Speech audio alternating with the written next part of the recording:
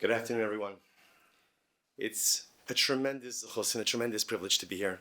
I want to really begin by thanking Rabbi Hauer for his visionary leadership at the Orthodox Union that has really spilled out from its headquarters in New York and really has affected and has impacted and has uplifted so many communities, not just even in North America, but around the world. And Rabbi Posey and Rabbi Motzin and many, Rabbi Glasser, all the other incredible men and women who make the Orthodox Union run day in and day out. We are the beneficiaries of their avodah, the beneficiaries of their incredible work.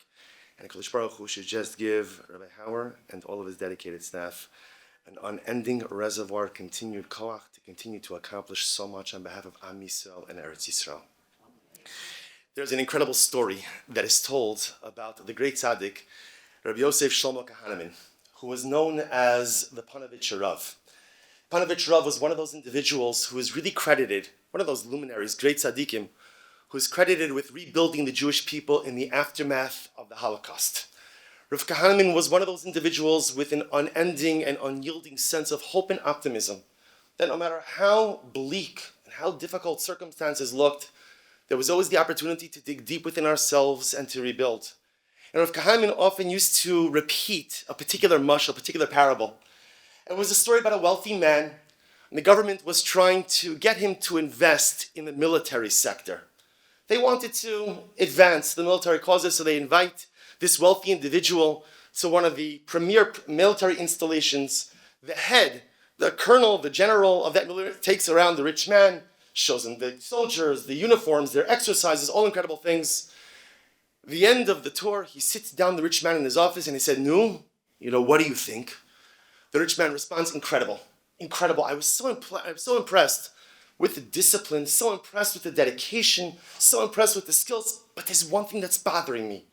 You had this obstacle course, and in this obstacle course, there are these pits, these ravines, all types of simulations, barbed wires, high walls, low walls, mud, all this kind of stuff." The rich man says, "You know what? I would like to make a dedication, and I would like to pay for the paving and the flattening out of the obstacle course. The soldiers, they're schwitzing so much. It's so difficult. Let's make things just a little bit easier for them. It's going to be whatever, the Schwartz family obstacle course, and we'll just pave everything, make it smooth." The general, of course, chuckled, said, "Sometimes money can't make you smart." He said, "You have to understand, my dear friend, at the end of the day, it is exactly the effort expended on the obstacle course that makes good soldiers great. It's the bruises, and it's the falling down and getting back up, and it's the fatigue on that simulated battlefield that allows these soldiers to go out and to accomplish incredible things." My dear friends, since October 7th, we have been on an ongoing, perpetual obstacle course.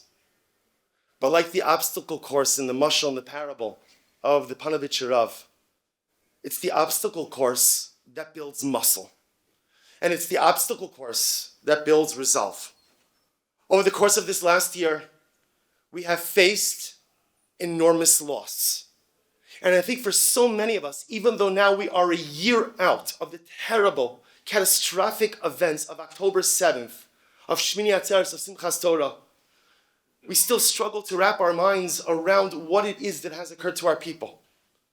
As we gather here for this beautiful event, and you could feel it's so fascinating when you come to these type of events, there's an air of simcha, which is so interesting, because we're not here for a simcha, we're here because it's an Eis Sarah Yaakov, because our people are facing difficult times.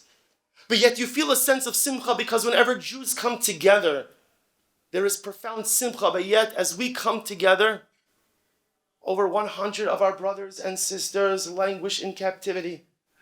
Their whereabouts unknown, their condition unknown.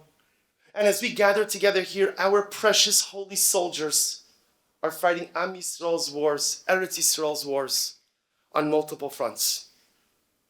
Rabid anti-Semitism on college campuses, in our cities, internationally. The last year has been an overwhelming national obstacle course. But like the mashal of the Panovich, the obstacle course does one thing. It makes you stronger. And so we stand here a year later, and through everything that we have endured, as a nation, as individuals, we stand here stronger. You know, I've thought throughout this entire time that when people say the refrain, Am Yisrael Chai, the Jewish people lived, we're selling ourselves so short. Am Yisrael Chai, that's a given. That's a given. Of course, Klal Yisrael is like, Klal Yisrael will never disappear from underneath the stars. That is a God-ordained promise. It's not simply Am Yisrael Chai. We're here and we're thriving. We're here and we're stronger. We're here and the sky is not falling. We are here 1 year into a war with broken hearts and resolve stronger than ever. We are here because after a year on the obstacle course, we have not yielded. We have not given in. We have not surrendered. A year on the obstacle course, and we are stronger than ever. The challenge, of course, is that we cannot stop. You know, it's normal that a year into this, we become a little bit fatigued. It is, we feel it in ourselves. We've been saying the same kapitlach of Tehillim. We've been davening in the same list of hostages.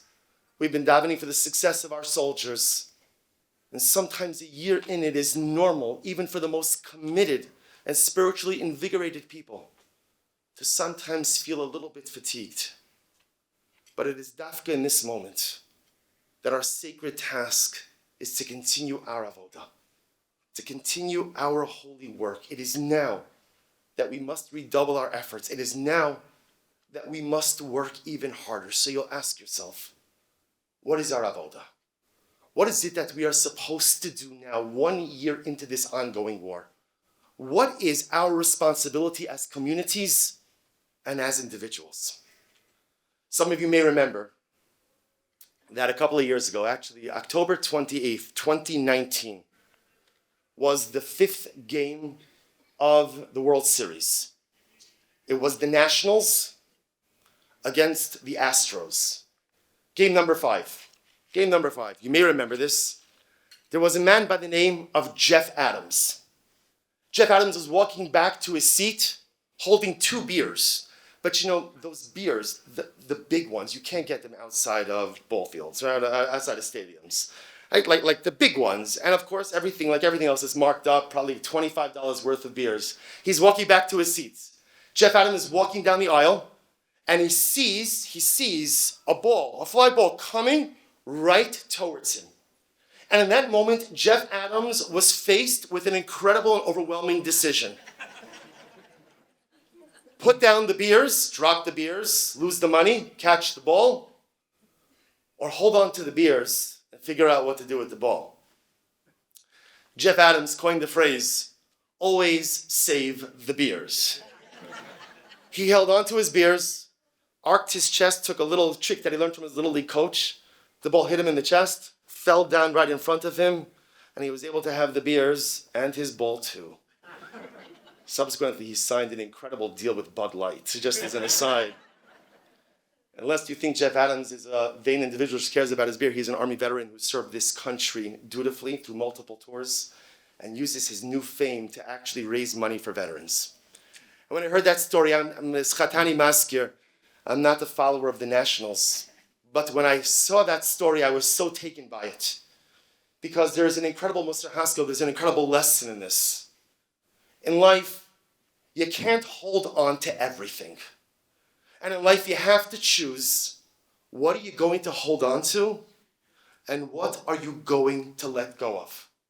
And what you hold on to and what you put down says a lot about who you are. And so our avodah, as we gather here today, is to decide, as individuals and as a community, the community of Orthodox Jewry, what are the things we want to hold on to? And what are the things that we're ready to let go of? So number 1, today we decide to embrace Achdus. You know, dear friends, when we walk out of this room, We're going to go into a stadium with many different kinds of Jews. And there is an awesome opportunity to forge bonds of achdus. There is an incredible opportunity to create bonds of national cohesion. You don't have to start inviting people for Shabbos. In fact, don't do that. It's going to be awkward. But you could say hello. You could say good morning, good afternoon. Incredible. What do you think about this event? Today we decide to hold on to achdus. Today when we gather with all of our brothers and sisters, we hold on to our achdus. And at the same time, we let go of the temptation to fight, to argue, and to create divisiveness within our camp. Number 2, today, we will hold on to our continued commitment to growth. Whatever you're already doing, you're davening, daven more.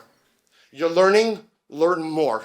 You're giving tzedakah, you're raising money, give more, raise more. We're tired. And all we want more than anything is a resolution, a favorable resolution, a victorious resolution to this war. But we don't determine that outcome. Our job is to keep fighting and to keep doing so. Whatever you are doing, today is the day that we hold on even tighter, commit ourselves to doing even more. And we resolve and we commit ourselves to letting go of spiritual and religious apathy. Number 3, today we gather together to express our gratitude to President Biden, to Vice President Harris, to our elected officials, and pray that the incoming administration will continue to be a trusted ally of our ancestral homeland. And we will let go of the vitriol and negativity that has marked so much of this election season. And lastly, today, we will continue to hold on to our belief in the eternality of Am Yisrael, the centrality of our national homeland, the holiness of the mission of the Israel Defense Forces, and a commitment to bringing our hostages home.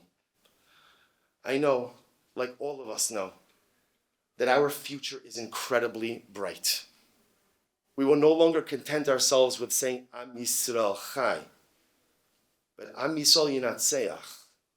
And not just in this war, but every single challenge that HaKadosh Baruch Hu chooses to bring our way. Our future is filled with blessing. And I want to end off with a bracha. I hope that the next time we gather here at National Stadium, it's because this place is used as a staging area for flights, messianic flights, to be leaving Dulles, to be leaving DWI. So maybe don't delete the MLB app immediately after tonight, because Emir Hashem will be zocha to receive those tickets.